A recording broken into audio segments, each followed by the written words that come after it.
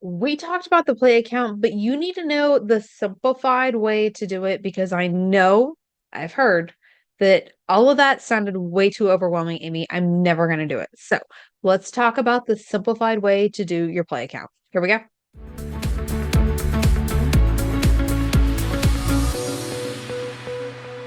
Welcome back to the Your Money, Your Life podcast. Let's talk today about the simplified play account. Now, if you're just tuning in, we are in the middle of the guilt-free impulse spending series. We have gone through 4 days, and this is actually like a bonus day, bonus episode.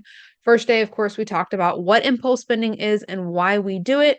The second day, we talked about what we needed to stop doing when it comes to impulse spending. The third day, we talked about the 24-hour rule, which is essentially like the golden rule when it comes to your money. The fourth last time, we talked about the play account. And the play account is the fund within your budget specifically designed to spend money, to go have fun. And I know when we get into that and the percentage-based budgeting, we start talking about having all the different accounts. I've heard from several people like that's overwhelming. I don't want to have that. I don't like the idea of it. So I wanted to quickly kind of show you a simplified way to do it, okay? Because when I first started, and the person that I had learned percentage-based budgeting from originally, which is T. Harv Eker, he is the one that wrote Secrets of the Millionaire Mind. But originally, we had all the different accounts. So they talk about having, well, his system is a little different. I think there's 5 accounts, 6 accounts. I've subdivided a little bit more when I created my budgeting system.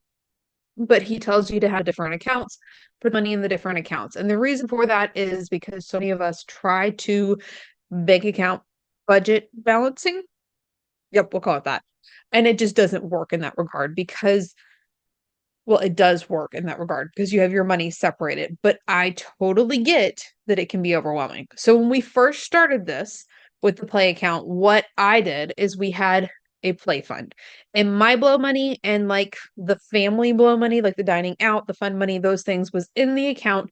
And then my husband's blow money was pulled out with cash. It was just easier for him to have cash. He preferred it. That was the way we structured it in the beginning. And it worked for a while. That was why I was able to share the story last time about like, having the $600 in the play account because it had compounded up. And there's definitely value in having that. But I hear you on like, you don't want all the accounts. So what we have since started doing and the way the system and the budget works for me now is I have worked on getting one of the credit cards that I really wanted to have for the rewards points. So most of my transactions now go on the credit card, which I know is like, but we get the rewards points, things are paid off, and it works. This is how it works. Okay.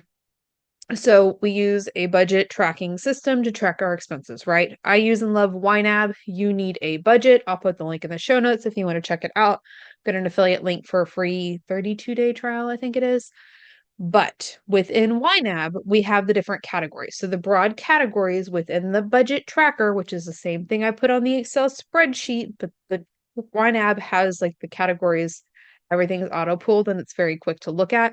Excel spreadsheet is more for weekly check-in, month end. Okay. So within YNAB, you have the categories like we talked about: fixed necessities, varied necessities, health, saving, giving. See where we're going here? Those are your broad categories. And then within that, you have the subcategories. So like under the fixed necessities, that's where you separate out like rent/mortgage, electricity, water, all those things. Okay. But you do the same thing with your play account. So you can leave the money wherever you want to leave it, but then you can see the breakdown within the tracking app. So I have a subcategory that's his money to blow. I have a subcategory that's her money to blow. I have the subcategory for dining out. I have a subcategory for fun money. I have the subcategory for entertainment. So like our Netflix is billed underneath our account currently. And that's how you see it. So whenever we sit down to do the weekly check-in with our money, we're categorizing the finances, looking at the percentages, I add the money that we have in the play account to the tracker within YNAB that it shows how much we've assigned to that category. So you can still see in a quick pull-up, all you need to do is take a look at the app and you can see what you have, what you've spent because you've got the bank import set up. Your transactions are being pulled in. You can see where you're at within your budget and you're still staying on top of it. And then you can put it all on the one account if you want. Of course, when you do the weekly check-in, if you're putting it on the credit card, then you make the payment on the credit card, just doing it mindfully, but it's a simplified way where you can see the breakdown within the tracking app, but operate out of the one account or maybe two accounts, however you want to set that up. All right. That is the simplified way to do the play account. It's still doable if you want to operate out of one account. And that is, I kind of went really hard into the separating all the accounts and then it's adjusting back because my theme for probably the last, I don't know, 12, 18 months is simplifying everything. What can be simplified? How can we do it? And this simplified version of the play account is working really well. All right. Next time around, we're going to finish up our guilt-free impulse spending series, the thing that you need to do to be able to make more money so you have more money to be able to spend, impulse spend. We're going to tie it all together. I can't wait for you to hear that. Send me a message on Instagram. Let me know if this was helpful. We'll see you next time. Bye for now.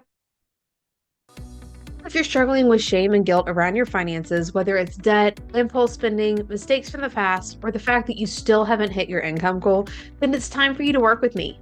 There are different levels of support and price points that you can use on the path to removing that guilt and shame so you can step into your unstoppable life. After all, your finances are unique to you, and your support should be too. Go to workwithaimee.com to get started with one of my most popular programs, or you can book a Q&A call with me and we'll figure out what that next step should be. And those links are hanging out in the description of this video as well.